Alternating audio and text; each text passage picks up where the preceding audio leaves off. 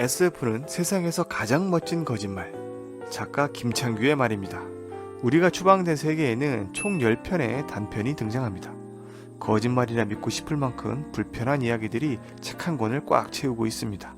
재난, 차별, 인공지능 등 우리에게 두려움을 주는 이야기가 다양하게 소개되는데 책장을 넘길수록 차라리 보지 말았더라면 하는 후회가 생기기도 합니다. 하지만 한 편, 두 편 읽어갈수록 손과 눈을 잡아끄는 묘한 매력을 갖고 있는 책이기도 합니다. 첫 번째 문제, 에너지. 인간의 에너지 소모는 터무니없을 만큼 많습니다. 더우면 에어컨을 틀고 추우면 히터를 틉니다. 지구에 사는 어떤 동물도 덥거나 춥다는 이유로 에너지를 소비하진 않죠.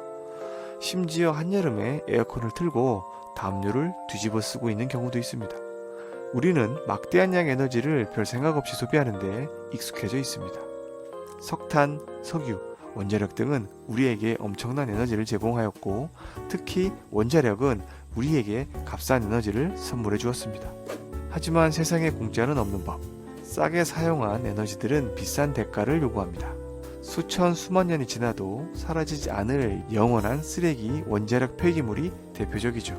미래 세대는 이 위험천만한 쓰레기를 해결해야 할 숙제를 안게 될 것입니다. 이 책의 단편 가운데 하나인 순수한 배드민턴 클럽에서는 방사능에 오염된 자기 모습을 그럴듯하게 탈바꿈시킨 모습들이 나옵니다.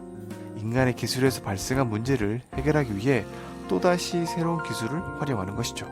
우리의 욕심이 끝이 없다면 우리의 미래는 소설 속 이야기와 크게 다르지 않을지도 모릅니다.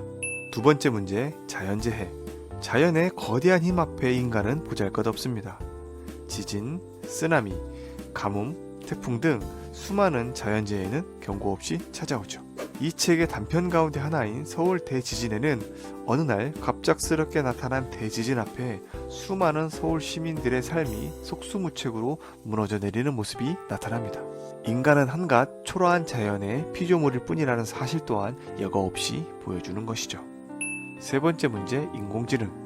기술의 발전은 우리를 어디로 인도할까? 돈만 있다면 우리 몸과 마음을 죽일 수도 살릴 수도 있는 시대가 도래하고 있습니다.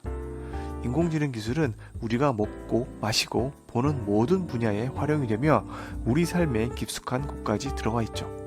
소설 속에서는 형사가 인공지능과 협력하여 사건을 해결하는 흥미로운 장면이 나옵니다.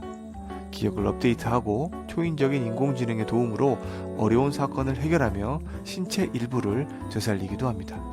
인간과 인공지능을 연결하는 뉴럴링크 기술은 실제로 연구되고 있습니다. 뉴럴링크는 인공지능의 위협으로부터 인간을 지키기 위해 인간의 지능을 증강시키는 기술로 인간의 뇌와 인공지능을 연결시켜 인간의 지능을 증강시키는 기술을 말합니다.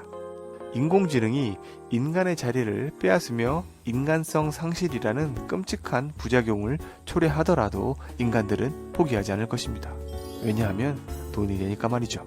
인간은 인공지능에 비해 치명적인 약점이 있습니다. 인공지능은 자기가 해야 할 일을 명확하게 아는 반면 인간은 그렇지 못하다는 점이죠. 과연 우리는 어떤 선택을 해야 할까요? 쉽게 대답할 수 없다면 바로 인간이기 때문입니다. 우리가 사는 지구에는 수십억의 욕망 덩어리들이 존재합니다. 그것들이 나름의 질서를 유지하고 있는 것 자체가 기적이지요. 하지만 인류의 종말을 하루라도 늦추기 위해서는 우리가 잊지 말아야 할 것이 있습니다. 바로 겸손이죠. 자연이라는 거대한 존재 앞에 우리는 스스로 작은 존재임을 자인하고 겸손해야 합니다. 우리가 추방된 세계는 비록 가상의 이야기를 다룬 SF 소설이지만 어딘지 모르게 기시감이 듭니다. 우리 주변에서 이미 일어나고 있는 혹은 앞으로 우리에게 일어날 일이기 때문일지도 모릅니다.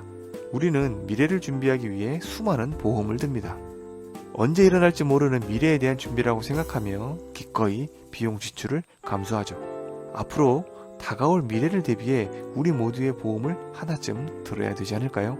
비록 보험료가 아까워도 우리 후손들을 위해서 말이죠. 책의 표지에는 학생으로 보이는 3명의 사람이 손을 잡고 있습니다. 인간성이 상실된 세계. 아니, 인간이 그토록 잔인하고 폭력적인 속성의 집합체라 할지라도 결국 이를 구원할 것은 인간이라는 것을 보여주는 것이 아닐까요? 인간의 문제를 인간에게서 찾으려는 것이 다행일까? 아니면 완전한 불행일까? 저는 아직 잘 모르겠습니다. 여러분들의 생각은 어떠신가요?